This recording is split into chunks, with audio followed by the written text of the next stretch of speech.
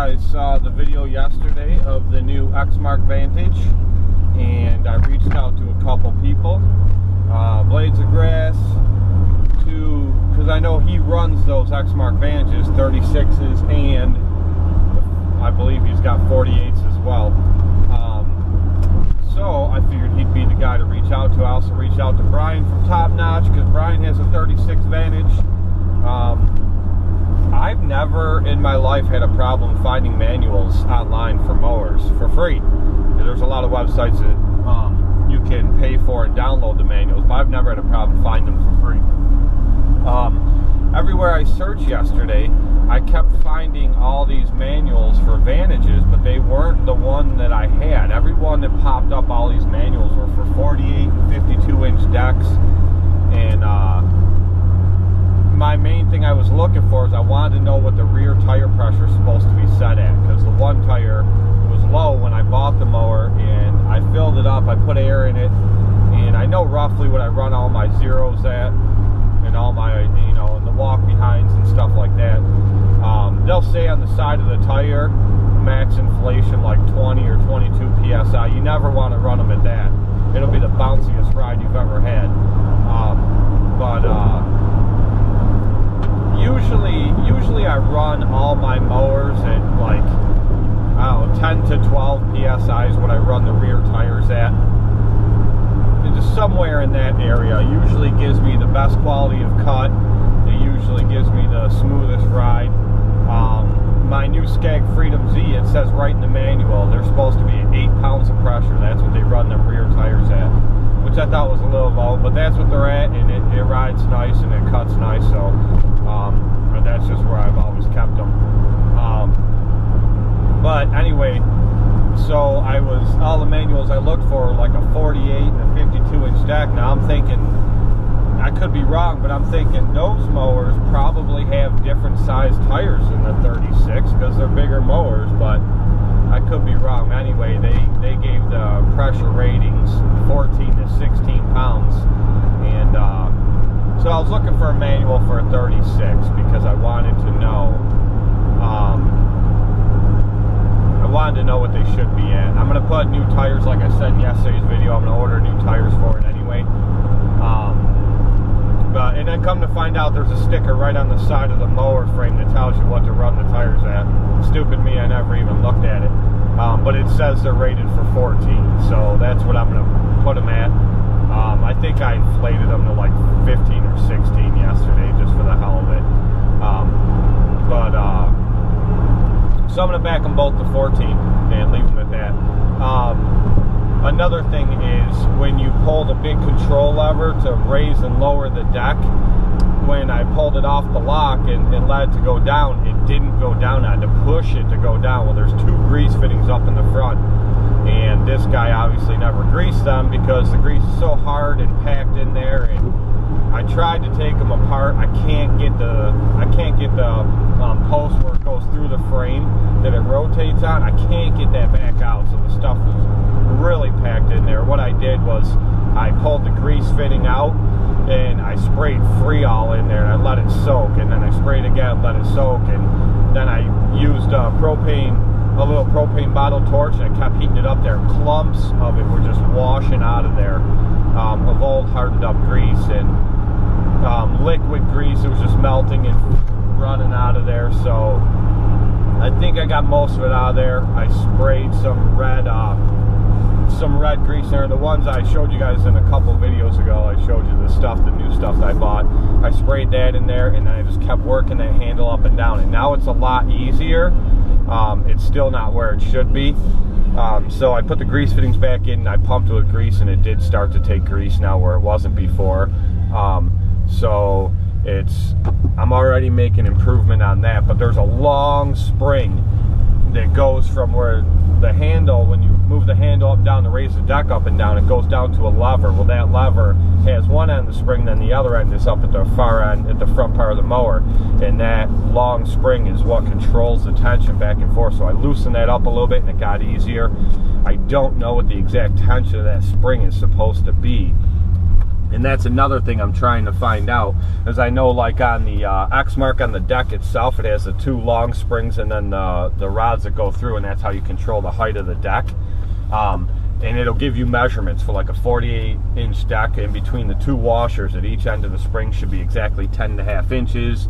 For a 52-inch deck, it should be like 11 inches. For a 61-inch deck, it's like 11 3/4 inches. So that's what I'm really looking for, is the measurement between there, because that'll help you set the tension on that spring, and I want to make sure it's right. And anyway, so Blades of Grass, he sent me a link for a manual for the 36, and I clicked on it. It was exactly what I needed. It says for serial numbers 920,000 and up, and mine is like 933,000 and something. So I clicked on that. That was the exact link, and I sent that link to Brian from Top Notch, because I'm not sure if he has the manual or not.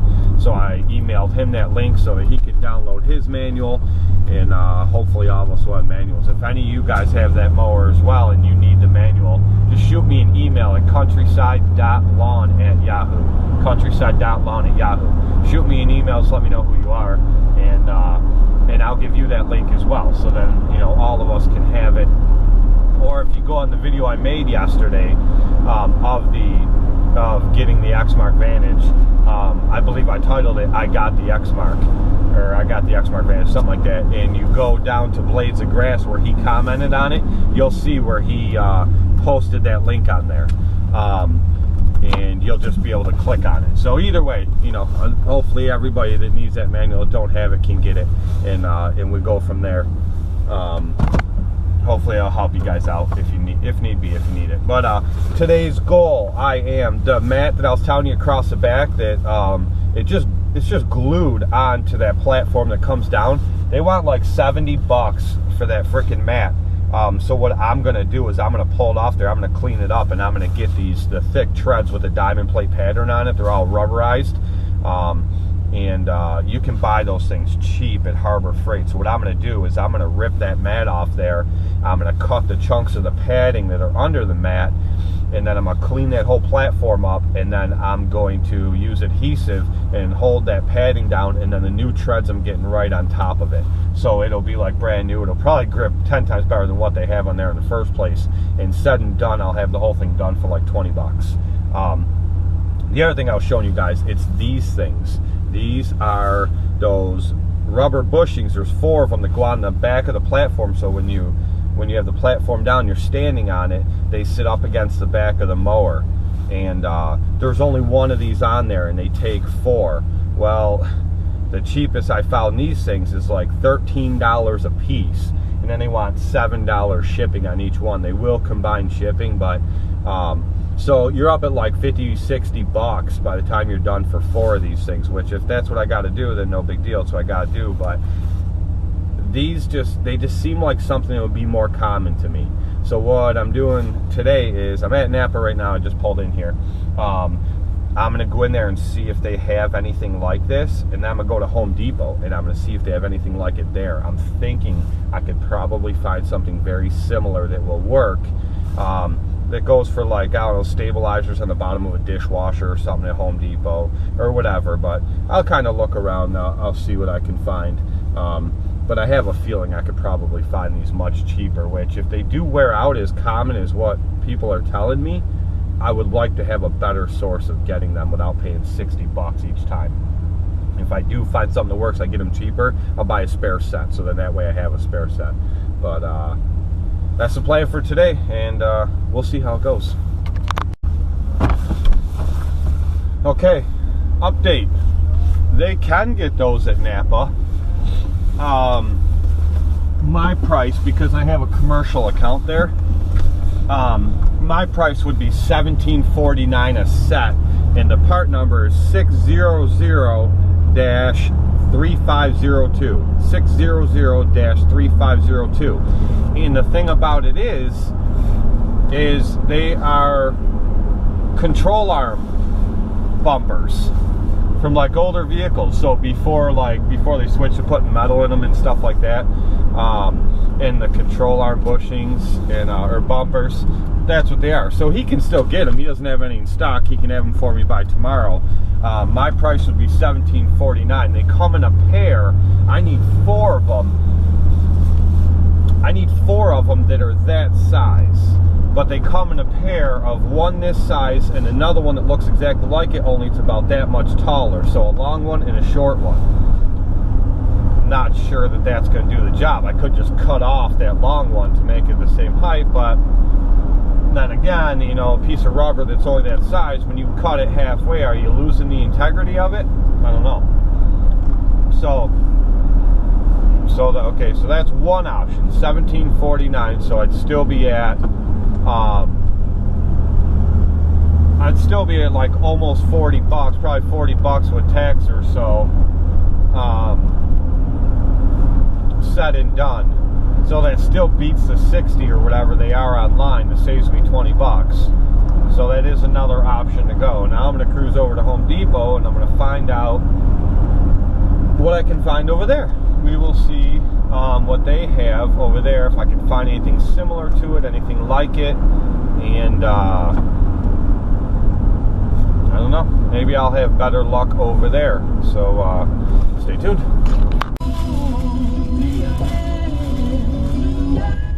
Alright, so I went to Home Depot looking for the substitute for these.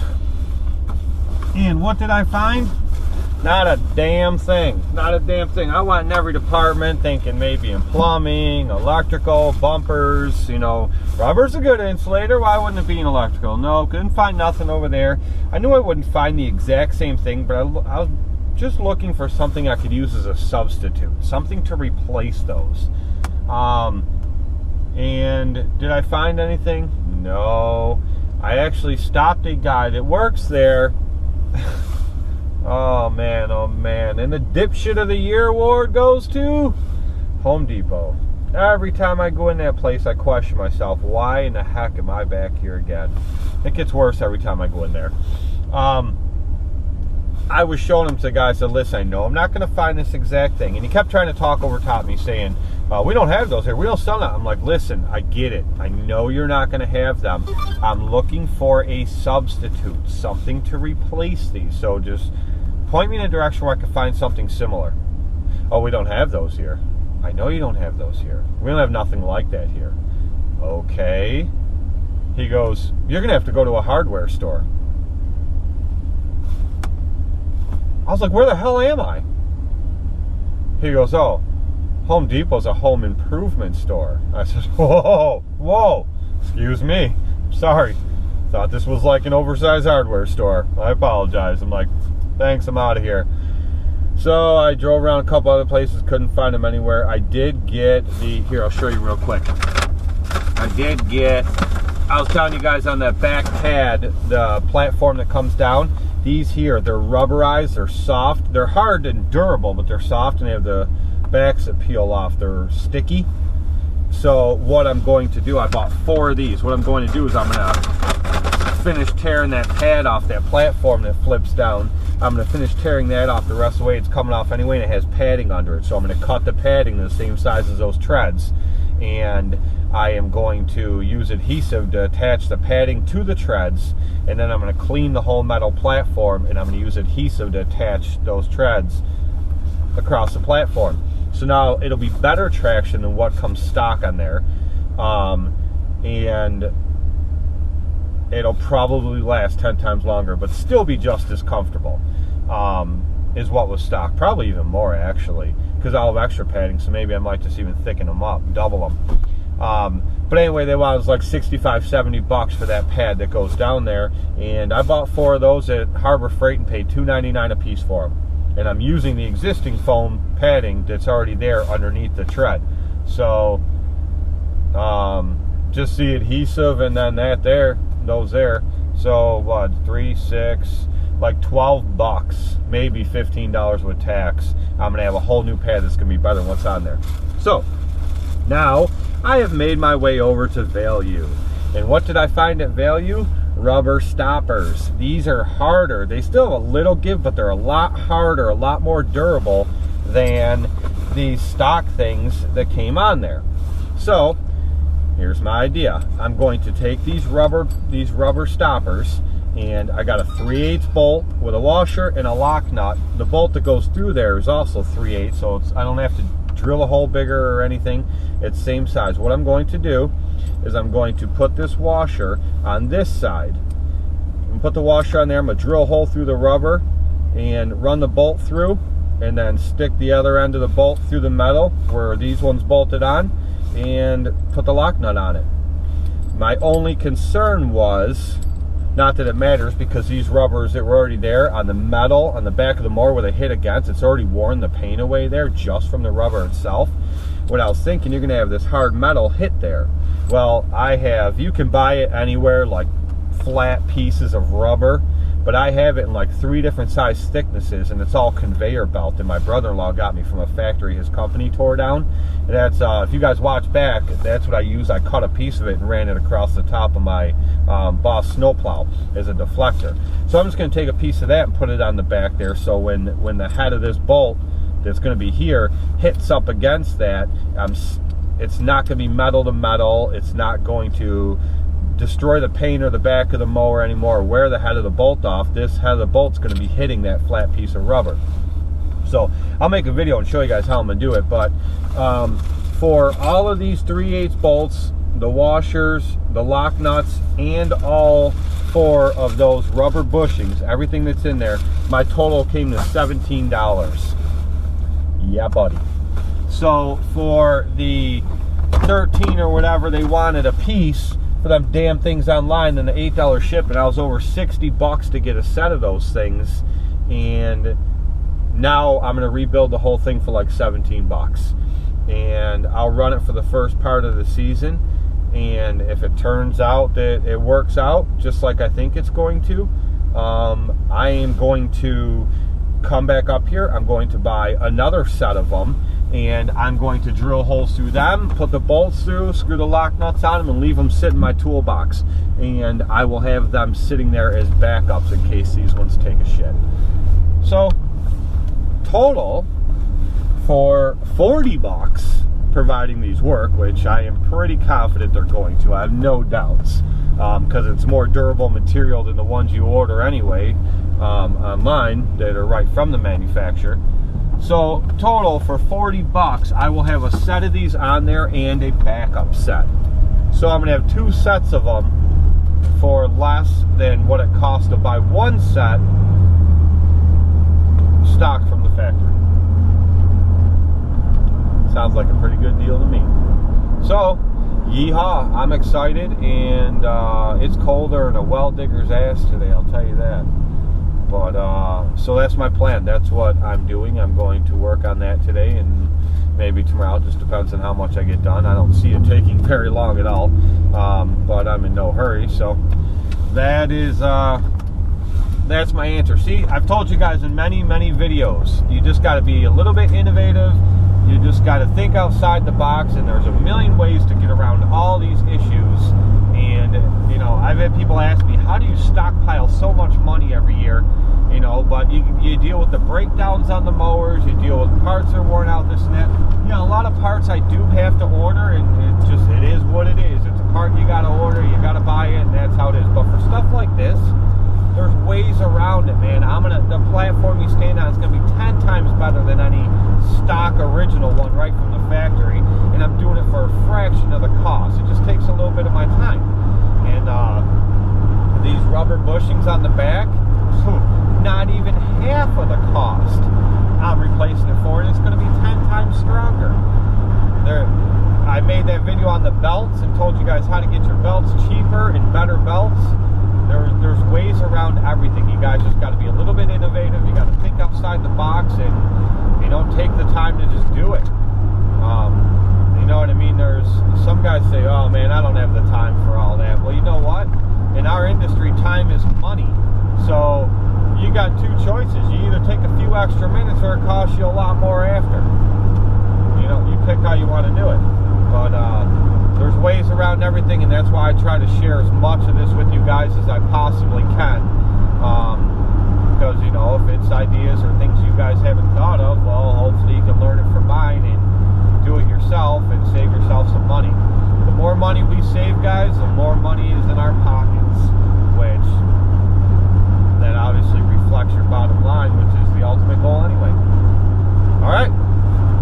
verdict, boys. It is cold outside. It's colder than a coal miner's ass. I think it's like, oh, sorry about your yard, dude. I'm at my buddy's house. Back in his yard over here. That's alright. He drives through it all the time. Anyway, you can probably, I don't know how much you can see behind me, not much. He's got a 2-story building he started building this year. It's monstrous. Upstairs, it's a full house upstairs, and downstairs is a 2.5 car garage minimum. Then a whole other back part of a garage off the back of that garage. It's just extreme, and he's got a monster wood burning stove in there. It's got to be freaking 90 degrees in there right now. But anyway, so I decided to go down to his house today to do this platform because I don't want to be cold. Yeah, so he's got a huge open garage, and he's got probably more tools than I have. So I went down there and I took the platform off the back of that Exmark Vantage. What a pain in the ass that was, man. That thing didn't come off as easy as I thought it was gonna.